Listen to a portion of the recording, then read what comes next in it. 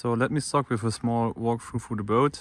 Here at the back of the boat you can see the arch with a brand new high field CL360 with Hyperloon quality, so perfect for going around the world.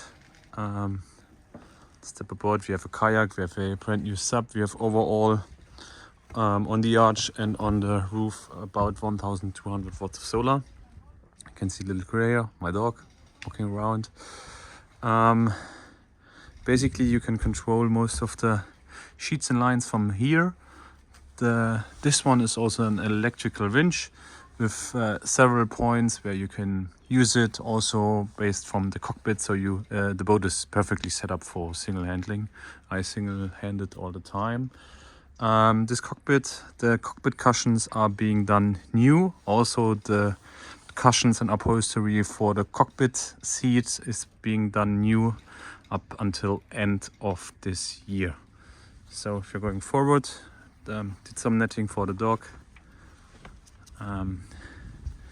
We have a Wagner anchor up in front.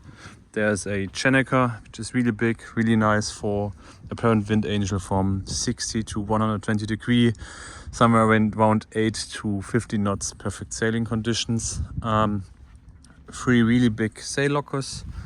One I use to really store a lot and tons of sheets and lines, which are all spare. I do have a gas locker here with 3 gas bottles and a 142 square meter wingacker, which is a parasailer. You can see the Catamaran netting needs to be done new. It's a bit old. And then here is the anchor chain, which is 80 meter. Also can be controlled remotely from the back of the boat. The Wagner is oversized. The stuff I had, like most wind I've been in, was about 45 knots, so really good. The mainsail is currently being serviced by North Sails. You have a pole, as you can see here, for the Cheneker, and you have a pole, which you can see here, for the jib. Jib is being done completely new. Also North Sails 3DI, quite good quality for circumnavigation purposes. The North Sails, like the service mainsail, is from 2019. Fully battened mainsail, 3 reefs. Most I sailed in the 3rd reef was 50 knots and no problem whatsoever. Anodized aluminium mast with steps all above. We do have a radar, which is kind of nice. Here on the boat we also have some solar on the roof. You can walk on the roof, which you also need because it's like for the lazy check. Some more winches for the Cheneker. Here is the winch for the mainsail release. Mainsail is typically on the other side, but if you need to release it due to emergency, you can do this. And here is one of the winches for the jib. We also have winches on the mast, so there's everything you need. If we are looking into the engine real quick, let's try this. Not sure if the light is fine.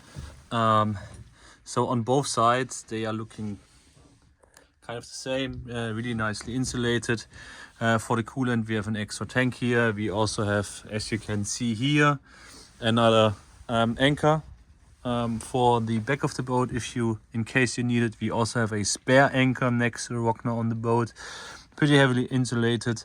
The Volvo is a Volvo Penta D255-8 with about 2,700 hours on both engines.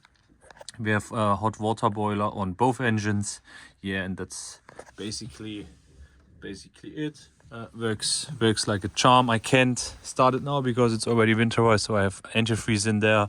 Maybe something you can also see is I have some Wrecker fuel filters installed additionally to the standard fuel filters we have.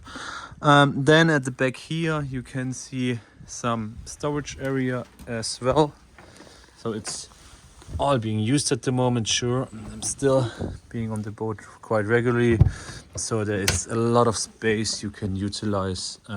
Yeah, pretty big system to get your boom outside. You can also install a kind of a boom wang here, that it doesn't get tangled up or anything like that. Let's go and have a look at the cockpit. It's all Raymarine. We have depth and speed. We have the autopilot, and we have indeed two wind instruments to get data of both through an app apparent at the same time. We have a hybrid touch. I would not advise to use the touch too much, but like the typical stuff is just as good as needed.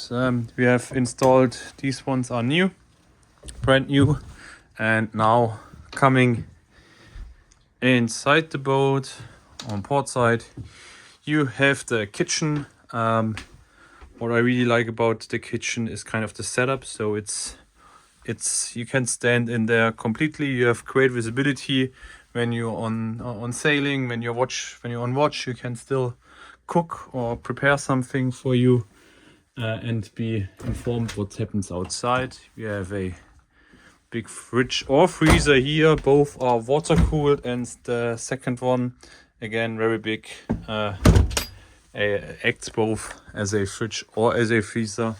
Here's our gas installation. We also have a gas alarm system in case anything happens.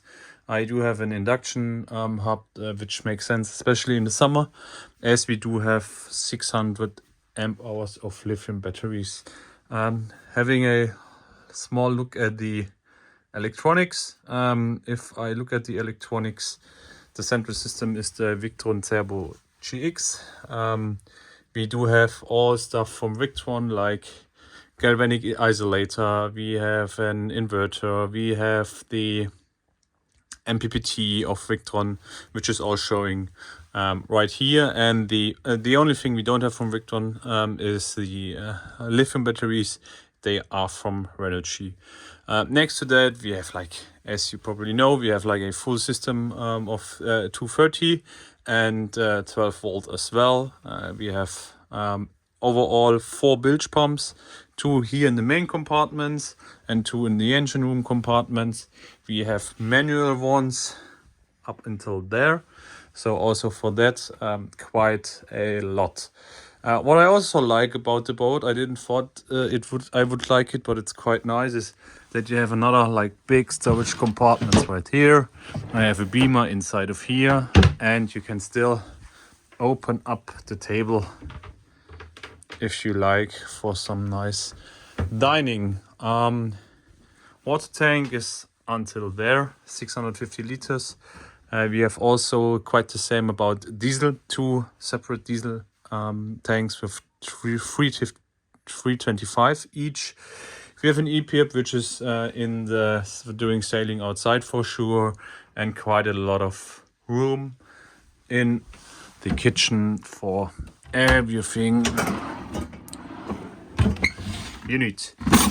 Right, again, there is more storage space in these stuffs, and it's easily accessible for everybody. If we look at the port side cabins, which acts as a guest cabin for us, here you can find the main guest cabin, which is quite nice, quite big, with a lot of storage for the guests, with a separate entrance to the shower and toilet. The toilet acts in both worlds, so flushing is electric, the pumping out is manual. It's all on fresh water, so it's all connected to the freshwater system, so no calorification. Under this bunk we do have the lithium installation, and in this area we have both the hydraulic installation. You can see the hydraulic pump here, and if you have a look inside,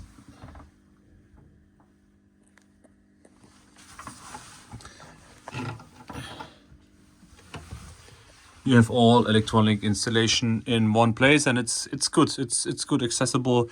I even have some fixed installed lights in there if in case I need to get in and do some stuff. From an electrical engines perspective, for sure, I have some emergency startups. I have a separate house bank if I need it. So there's a lot to see. Forward engine for the forward room. You can see here. I wouldn't say that there's space for like 2 meters guys, but for a couple that's more than plenty. Again, with some storage space. I do have a portable AC, which is kind of nice in the summer times when you're at the marina.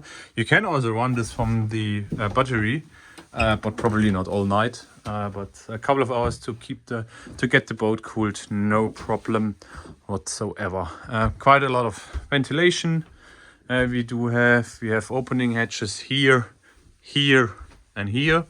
So when you're at anchor, you don't need AC or something like that. That's no problem, because you always get a little breeze. Going down now to the starboard, to the master cabin, let's say it like that, where I'm sleeping and we are sleeping. Same layout as on the other side. Sure, you don't have the electrical engine compartment. This is just a typical stuff. What you can see here, which is kind of cool, and this is on the whole boat, is the insulation, right? So the whole boat is insulated. After they bought it, they insulated the whole house, which keeps cool outside in the winter and which makes it not too hot inside during the summer. We have a huge compartment also down there, which with some spare anchor, Starlink, and like a lot of stuff. And down there's another engine access where you can fill up your oil, and you have perfect access to your alternators. We have 2 alternators here, and we have on the other engine 1 big alternator, so a lot of power supply overall. Again, separate entrance to the shower.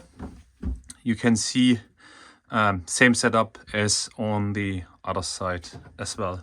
So coming to the last part of this small walkthrough, and I think that's probably the most exciting one, at least something I do have a lot of time invested, is the workshop area. So there is a lot of stuff on this boat. There is everything full of spare parts, like this is all just cleaning. We have, I think here's some space, yep. We have a lot of paint. We have a lot of electronic devices. We have on board. We have a lot of oil filters and everything you need for the engine, or also for like your sanitary areas. Again, I have in there 2 spare water pumps, 2 bilge pumps, a shower pump as a spare, and just lots and lots of things. And you have quite a lot of space here, which is really nice. And last but not least, let me show you the water maker. So the water maker is a installation which is self-built. You can see the diagram over here, which is really nice because you can service it all by yourself, or if something fails, you can bring it into a workshop and you don't have to hassle a lot. So in this bilge, we have a new water pump, water pump to suck the water. Then we have the hydraulic pump, which is a standard hydraulic pump you can get everywhere. We have 2 filters down there, and then we do have the actual I don't know the English wording, but especially right there. So I think that's it from an overview perspective. Maybe last one note, I also have carbon filters for the water here, and we have outside on the anchor chain locker a special place to put in potable water from marinas in case you need it. Yep, that's Nimrod.